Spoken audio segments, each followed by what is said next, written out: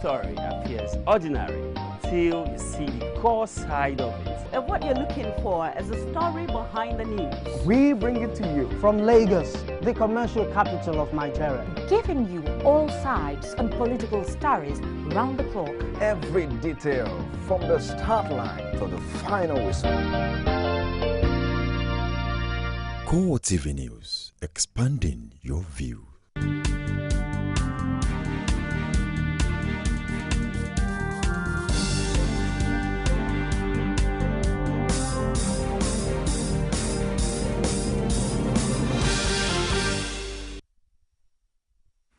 Hello, good evening and welcome to CoreTV Primetime News. I am Frank Omalape.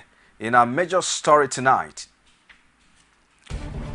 federal government admits failure to meet 5,500 megawatts in the power sector.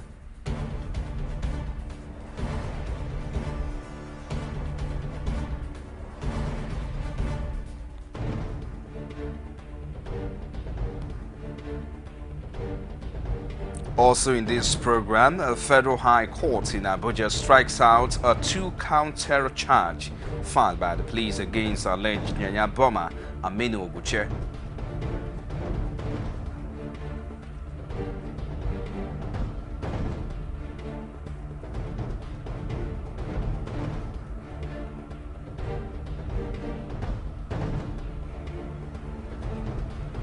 The police fire live bullet to disperse NYSC members who are protesting against unpaid allowances in Abuja.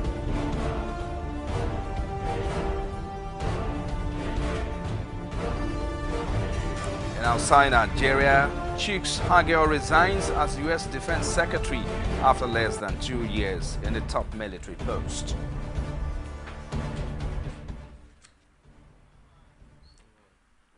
Thank you for joining us again. The federal government has admitted that electricity power generation is fluctuating between 3,750 and 4,500 megawatts, but it's convinced that it could still meet its year-end target of 5,500 megawatts. Minister of Power Chini Dunebo says the government is seeking options to boost power supply and also raise hopes of better gas supply to the power plants. He was speaking at a ministerial briefing on the power sector scorecard of the Jonathan administration in Abuja. Next, when will people start enjoying full power? It will take time. People were asking me to give time and time and time. I can't because there are so many determinants. Some people will get full power supply very soon. Others will get near full. Others will get incremental, power supply and so on until it goes round. But it's going to take a little while when everybody gets it, because not only in the generation, you have to make sure that the transmission network is in place, and you have to make sure that the distribution network is in place. A federal high court in Abuja has struck out a 2-count terror charge filed by the police against alleged Nyanya bomber Aminu Oguche. This is to enable the Department of State Security, DSS, completes its investigation and hand over the case file to the Office of the Attorney General Division for proper prosecution. Justice Adeni Ademola struck out the police case, while DSS took the suspect away pending when he would be arraigned properly. This is Aminu Oguche, the alleged mastermind of the Nyanya bombing on the day he was extradited from Sudan. And this is what he looks like when he was brought to court on Monday after 4 months in custody. Justice Ademola had ordered that DSS produce him after the police had insisted on going ahead with the terror-related charges, even though the DSS said investigations were still on. The court, however, struck out the police suit for lack of diligent prosecution. Oguche was returned to DSS custody pending when he will be arraigned, but his counsel want him freed or charged to court.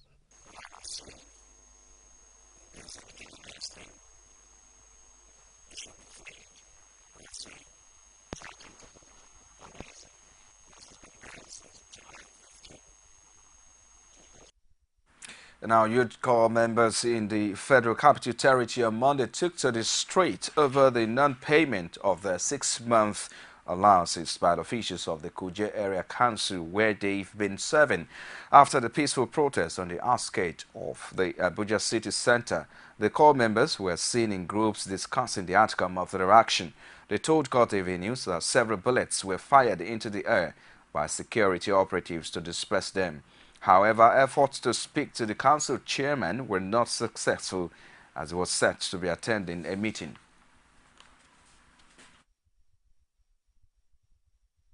This morning we just held a peaceful demonstration actually to show our grievances about our allowance, and right now we're almost successful about it. Yes, shots were fired up this morning after the chairman came in and it was like he's going to bring his guys, and shots were fired up, but thank God nobody was injured somehow. What happened was that we have had several meetings with the chairman that we need him to be paying us our allowance. Though the money is just a very small amount, 5,000 every month. But the man has been refusing to dance to our tune. Whenever we go to his office to discuss anything as regards that, he will just be taking us for granted. Not that we are hungry or because of the money, but when the CLO, who is representing us, as in our representative in his office, goes to visit him, the man will never say the feedback the CLO will give us that the man was just taking her for granted. Maybe it's because she's a female, all sorts of things. The Department of State Security has admitted raiding an office belonging to the All Progressive Congress, but claims there were no signs that it was a party office. DSS spokesperson Marilyn Oga disclosed this in a statement issued in Abuja that the raid was based on a petition that permanent voter cards were being cloned in the building located in Ikeja, Lagos. She confirmed that a number of arrests were made while DSS operatives retrieved a server, 3 hard drives and 31 bags of hard copies of data which had been analyzed. Oga added that investigations have begun to determine whether the allegations in the petitions are true or not. Meanwhile, the national leadership of the All Progressive Congress is not leaving anything to chance concerning last weekend attacks on its offices in Lagos. The party, at a meeting with journalists in Lagos, described the invasion of its database center as a premeditated attack. A correspondent to Luashi Adubuke was at the briefing and file in this report. Operatives of the DSS and soldiers attached to the units stormed the Lagos APC office last Saturday and vandalized everything in sight. They claimed that they received a petition that the office was being used to clone INEC's permanent voter cards.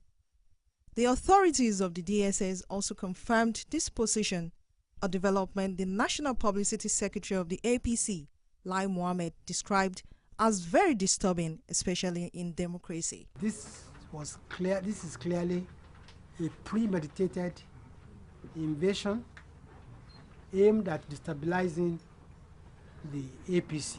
See, even from the location of this office and from the activities going on there, nothing but,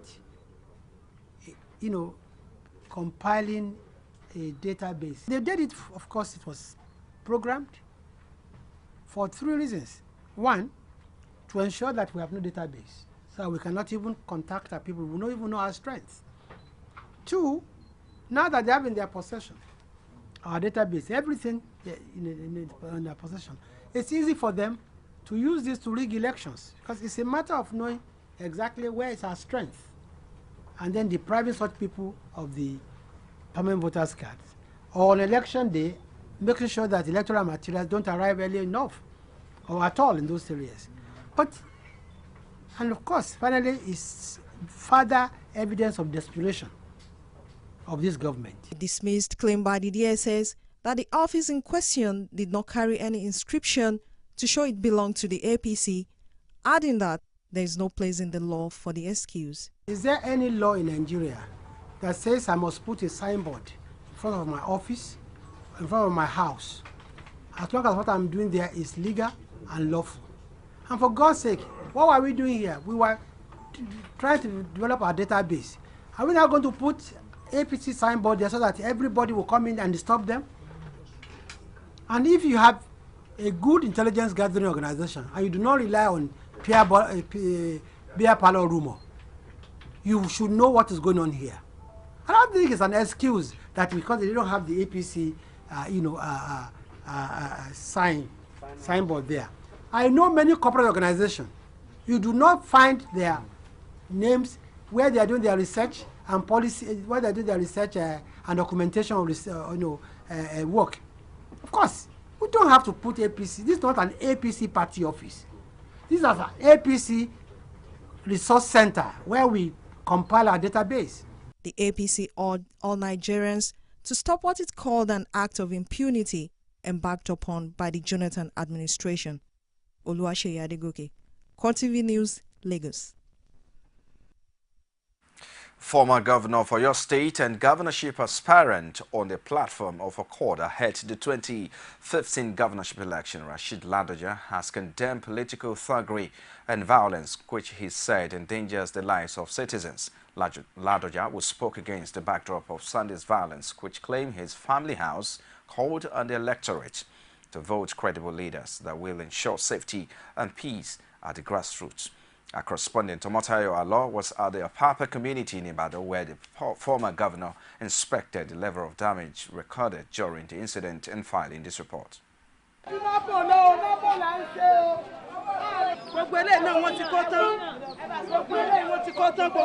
It is clearly not a pleasant experience for residents of Isaleosi, Ilia Papa, after the terrible event that befell the community. Last week's Monday, so was go to the church, but 3 days daily, the fight is happen. So because of government, you will help me. They were coming from that place, and when they reached the place, they stopped and burned this place.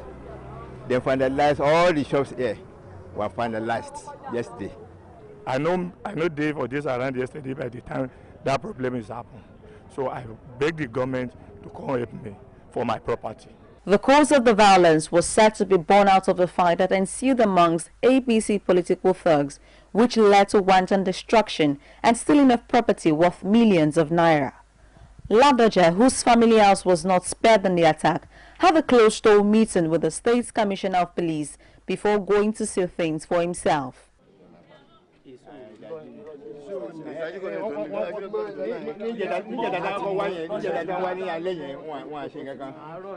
Ladoja, who is also aspiring for the governorship seat in the state, warned politicians to desist from the path of violence and see service to the people as priority. The unfortunate thing is that the government that prides itself on peace, it is its own party that are now causing this crisis, because it happened during their meeting, and at the end of it, you know them very well. They will push it to the doorstep of the opponent, because they will never accept there's anything wrong with them. But unfortunately for them, the people know what is happening. The electorates here are very well matured, and I can assure you that they will deal with them at the appropriate time, and that is during the election. The community members are, however, calling on the state government for assistance over their lost property.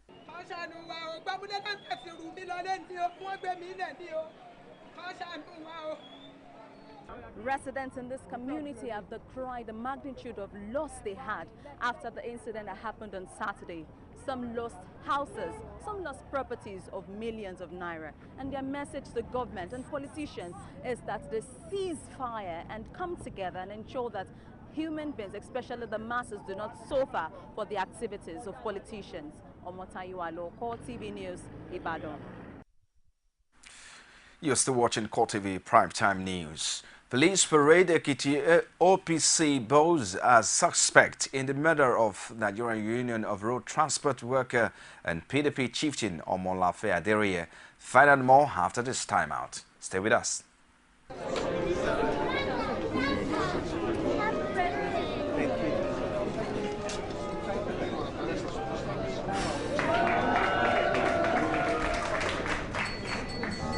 Happy birthday to you. Happy birthday to you.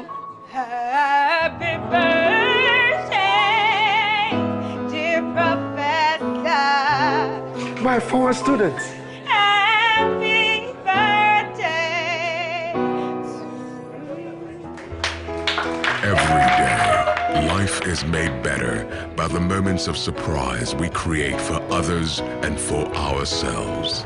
Be better. Surprise someone this season and make sure to text 11 to 400 to get a surprise from MTN. MTN, everywhere you go.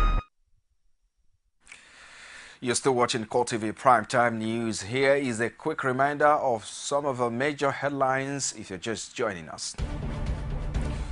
The federal government admits failure to meet 5,500 megawatts in the power sector.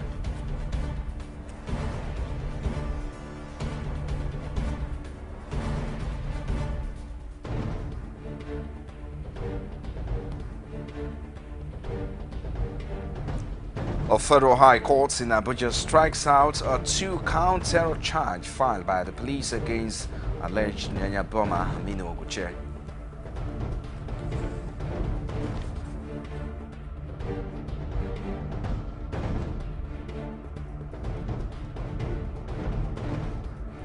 Police fire live bullets to disperse NYSC members who are protesting against unpaid allowances in Abuja. You can also reach us on our social media platform. It's facebook.com/CoreTV News. And our Twitter handle @CoreTV News. For our previous production, you can log on to youtube.com/CoreTV. Leave a space, the news.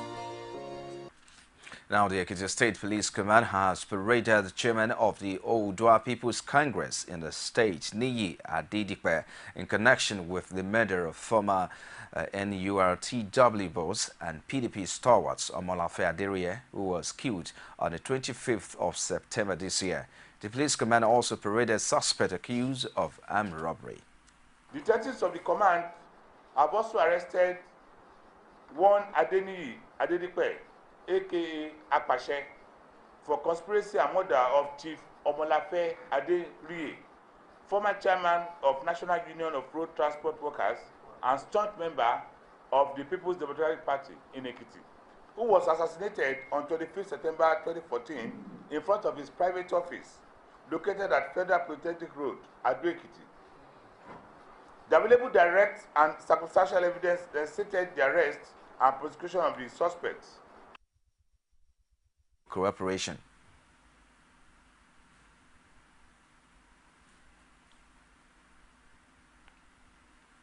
The command shall continue to partner with relevant stakeholders to sustain the peace in the state. I also want to use this medium to appeal to the good people of the state to embrace peace and report to the police any suspicious activities around them.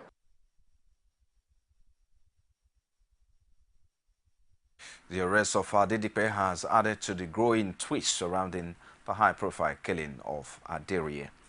Away from that now, the Ekiti State chapter of the All Progressive Congress has begun the screening of its aspirants for the National Assembly ahead to 2015 elections. The screening venue had incumbent National Assembly members seeking re-election and those aspiring to take over from them also facing the 7-man panel, which will decide their eligibility to contest the party's primary. Our correspondent Rashid was there filing this report. The atmosphere around the screening venue may go for a research center, as aspirants were seen engaged in games while the real grilling was being conducted inside, where they face the screening panel that decides their eligibility for the APC primaries. This senatorial aspirant speaks on the conduct of the screening. Screening here, I will have to say that I've tested other parties. I've tested PDP, I've tested APC, but I can say APC is an organized party where there is transparency, there is diligence, integrity maintained, and they're also time conscious. I think we in APC, we are people, and we are going to change things and move this country forward. These aspirants also expressed their minds on how to avert what they described as a plague ravaging the APC in the past. Just finished my screening now, and everything went pretty well. I'm ready to roll for the primary now, because I have done my screening and everything, it's okay. That there will be a transparent primary And it's the first time I think that our party is really putting in a lot of effort into ensuring that this primaries is transparent. We're still in the process, and I'm praying and I believe that the process will go full circle. Not minding the fact that the APC is in the opposition in Ekiti State, some aspirants also expressed optimism on the expected performance of the party at the general elections. The kind of organization that exists within our party, APC, so I'm very confident that this screening will produce very credible results for all of us. The political goons who are in the aims of machinations of replicating crisis within Nigeria operates within Ekiti and the National. I'm very seasoned in this game legislature. PDP has gotten to its highest point in Nigeria, and it's about that time it comes back down.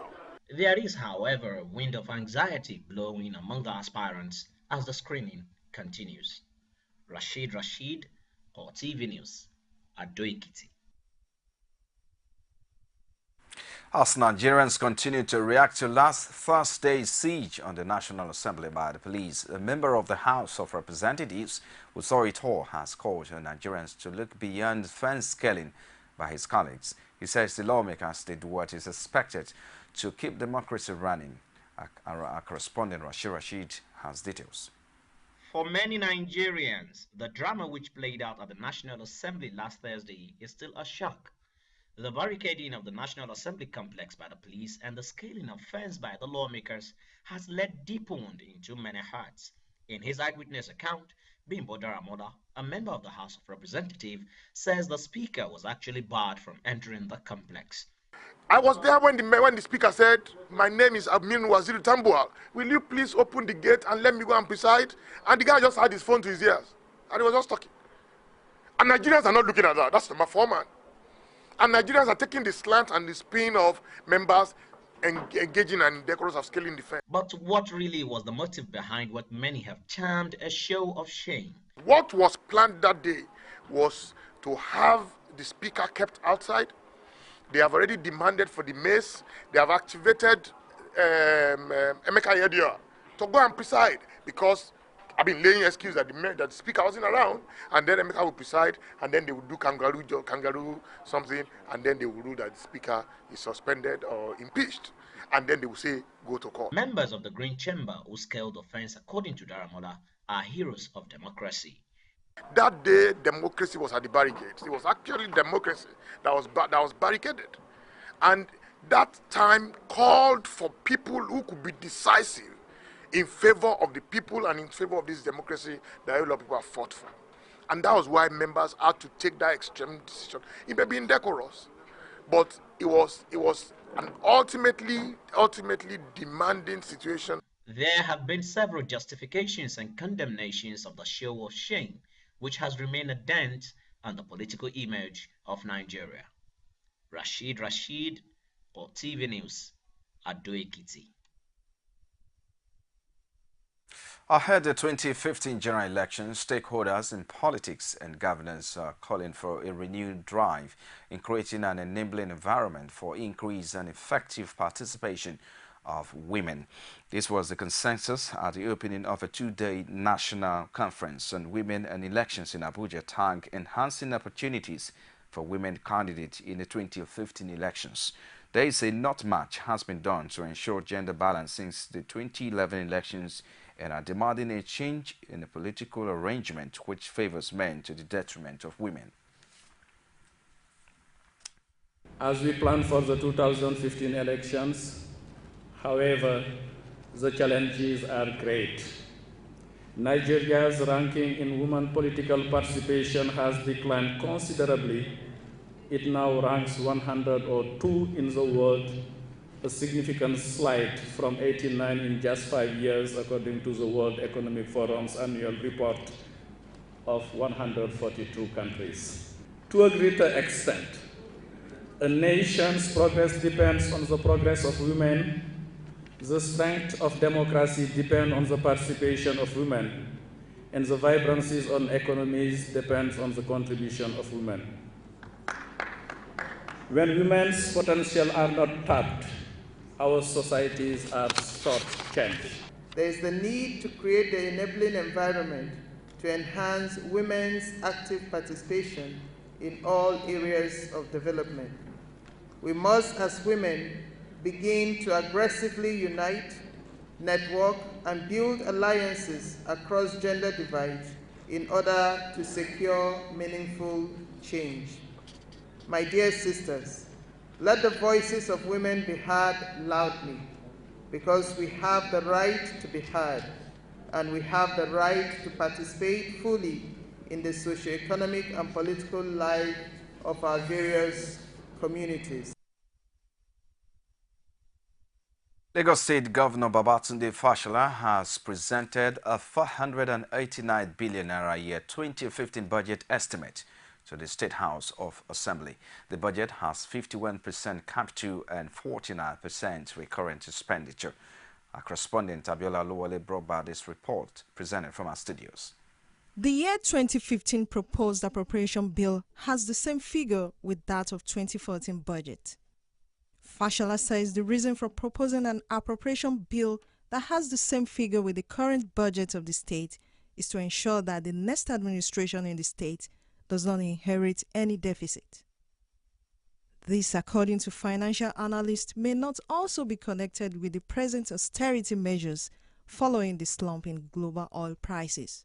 As you will observe, we have retained essentially the same budget size as 2014, and this is for many reasons.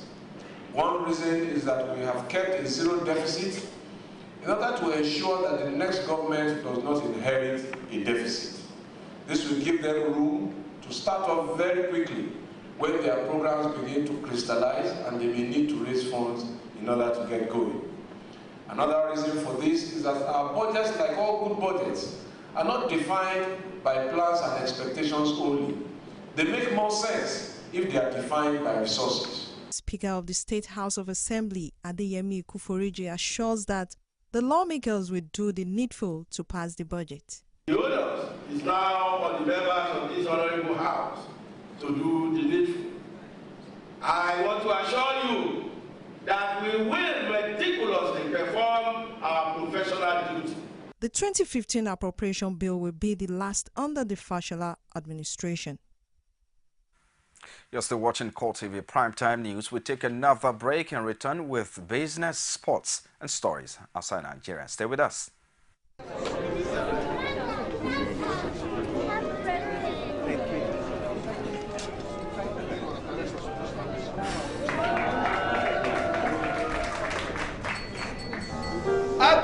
Happy birthday to you. Happy birthday to you. Happy birthday, dear Professor.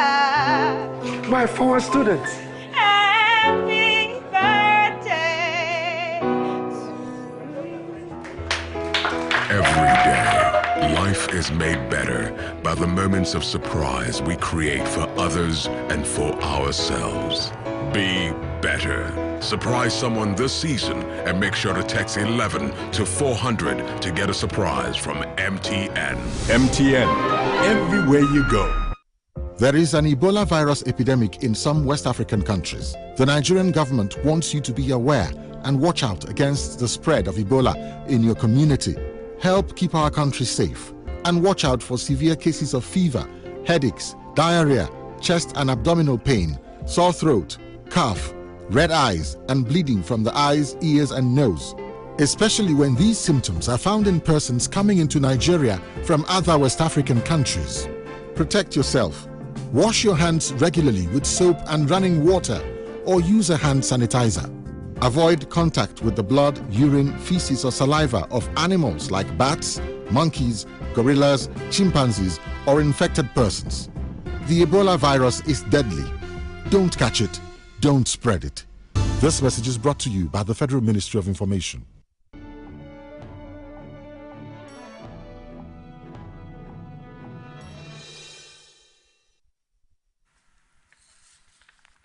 And in business tonight, the National Summit of Entrepreneurs has called on Nigerian youth to take advantage available in entrepreneurship skills. This call was made in Lagos at a summit organized to facilitate job creation, effective communication and entrepreneurship. Speakers at the event were of the opinion that Nigeria's business environment is conducive enough to give high-level income to entrepreneurs if fully utilized. They have gathered from across the world in all an effort to chart way forward for young Nigerian entrepreneurs. Worried over the rate of unemployment and scarcity of white-collar jobs, these experts are keen in making Nigerian youths better. To achieve this, Samazi says the business environment in Nigeria is robust if youths can tap into profit-oriented entrepreneurship businesses. It could be assumed that the environment is conducive enough to support good business growth and give high returns on investment. That this is a country with a lot of problems, and these problems are looking for solutions. And if you provide one solution, you have money. Speakers at the summit describe entrepreneurship as the solution to financial freedom.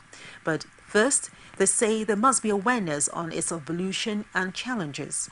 Some also express concern over neglect of small businesses by successive administration. This, they say, has caused a sharp fall in profits of small-scale businesses. Is that an entrepreneur is responsible for a quantum leap in value creation.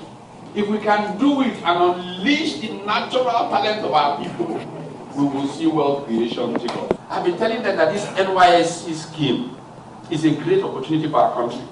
And if we take the NYSC, extend it to 2 years, these people are supposed to be looking for jobs, make it 2 years.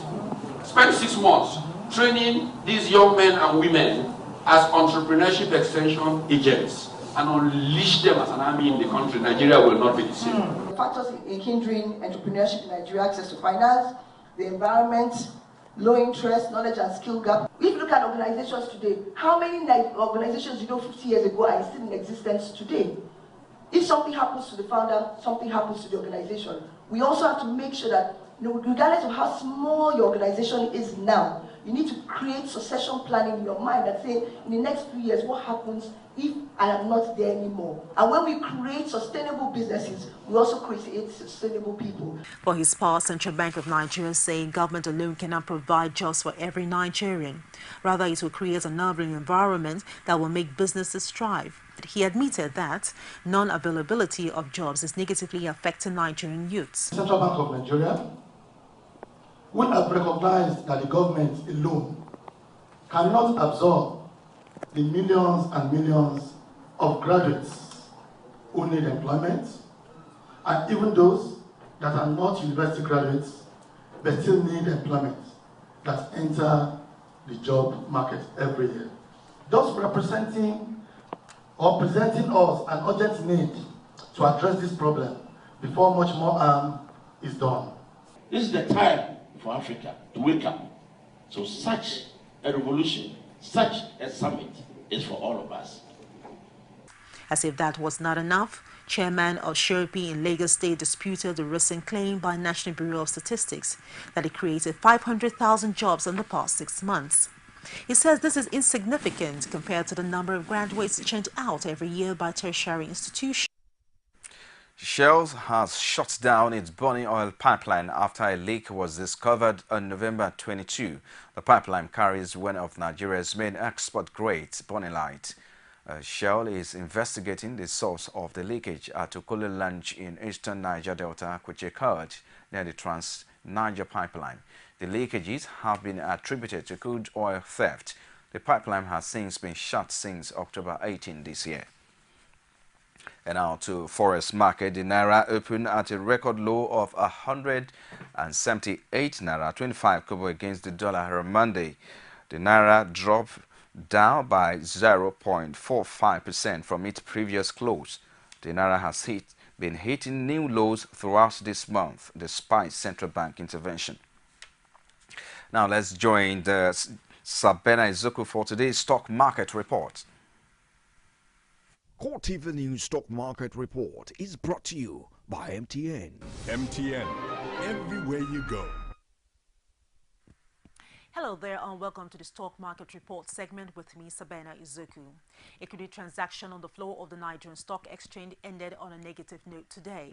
The All Shares Index depreciated by 0.15% to close at 33,875.26 basis points. Market capitalization decreased to close at 11.18 trillion naira, and all a total of 265.9 million shares valued at 2.89 billion naira were exchanged in 3,567 deals. On the gainers chart, Nestle topped the gainers chart to close at 845 naira with a difference of 15 naira 01 kobo, followed by Seplat Oil, Nigerian Breweries, Okumu Oil, and Owando. On the loser side, Dangote Cement topped the losers chart, followed by Guinness, International Breweries, Union Bank of Nigeria, and Zenith Bank.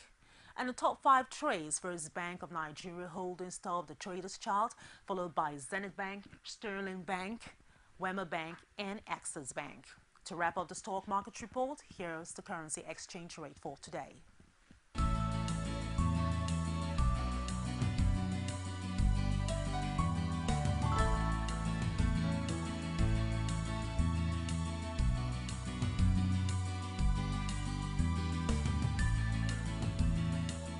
CoreTV News Stock Market Report is brought to you by MTN. MTN, everywhere you go. Thank you very much, Sabena Zopu. We'll take another break. We're back now with sports and other stories outside Nigeria. Just join us again. Our style, that's what he delivered. Usain Bolt storming through. Puyol with a flying lead. Go taking them out in the lead and really.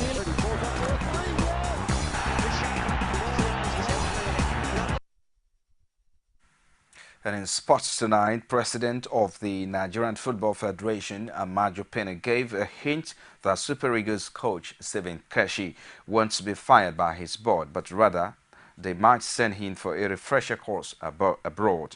Upon announcing the sacking of Keshi a month ago, Pinnick revealed the coach and his assistant turned down the opportunity to go for refresher courses to be sponsored by the board. However, event took a different turn when an order from the country's president, Goodluck Jonathan, forced the NFF to reinstate the coach and his technical crew. The NFL president has now said his board is fully focused on ensuring the Eagles prepare well for the 2017 AFCON and 2018 World Cup qualifiers by sending the team handlers to new courses abroad to broaden their scope and knowledge. Ghana's Sports Ministry has endorsed Israeli trainer Evren Grant as the next Black Stars coach and will lead the team at the 2015 Africa Cup of Nations. A Ghana Football Association Executive Committee meeting on Thursday will ratify Grant's appointment and confirm him as Kwesi Appiah's successor. Local media reports claim the former Portsmouth and West Ham United manager will earn a monthly salary of $50,000 and a signing-on fee of over $200,000. The former Chelsea manager was approved on Friday after the Ghana Football Association met Sector Minister Mahama Ayariga to brief him on their choice and agreements reached with the coach. And now Real Madrid and Spain's keeper Iker Casillas has been shortlisted for FIFA's 2014 World Z's despite a poor World Cup and only 12 league games. Chelsea's Thiago Courtois is also on the list along with the Bayern Munich Manuel Neuer, Barcelona's Claudio Bravo, and Juventus' Gianluigi Buffon. But Casillas is the surprising name despite being in the team for 5 years from 2008 to 2012. He only made 2 La Liga appearances in 2013 to 2014 and a further 10 this season. The winner voted for by 20,000 players worldwide will be unveiled on January 12 at the Ballon d'Or Awards. Ferrari has sacked Masu Mattiasi after just 7 months in the role, with Maurizio succeeding him as team principal. The Italian outfit has endured another disappointing season, finishing fourth in the Constructors' Championship behind Mercedes, Red Bull and Williams. Fernando Alonso has left the team to join McLaren, with four-time champions Sebastian Vettel moving into his seat. Arrivaveni has spent the last 27 years with Ferrari sponsor Philip Morris. Alonso and Kimi Raikkonen finished 9th and 10th in Abu Dhabi as Lewis Hamilton drive a Mercedes became world champions for a second time.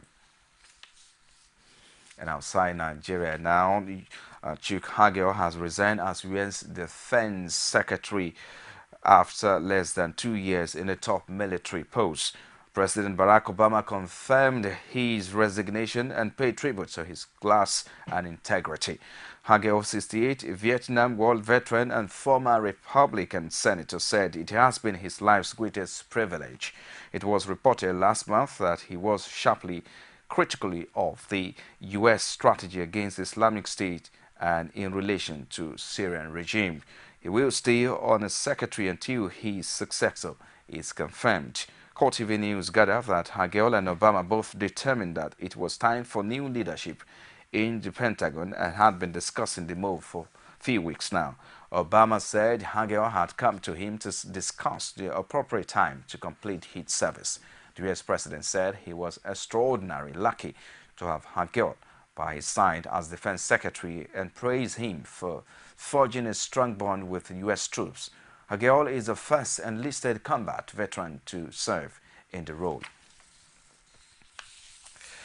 Just before we close the show tonight, here is a wrap-up of stories that made headlines today. We told you that the federal government has admitted failure to meet 5,500 megawatts in the power sector.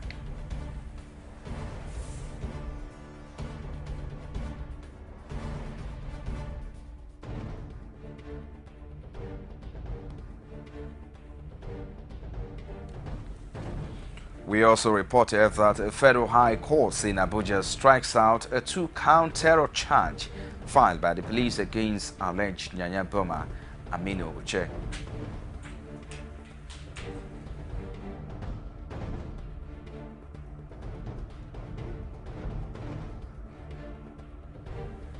Lastly, police fire live bullets to disperse NYSC members who were protesting against unpaid allowances in Abuja.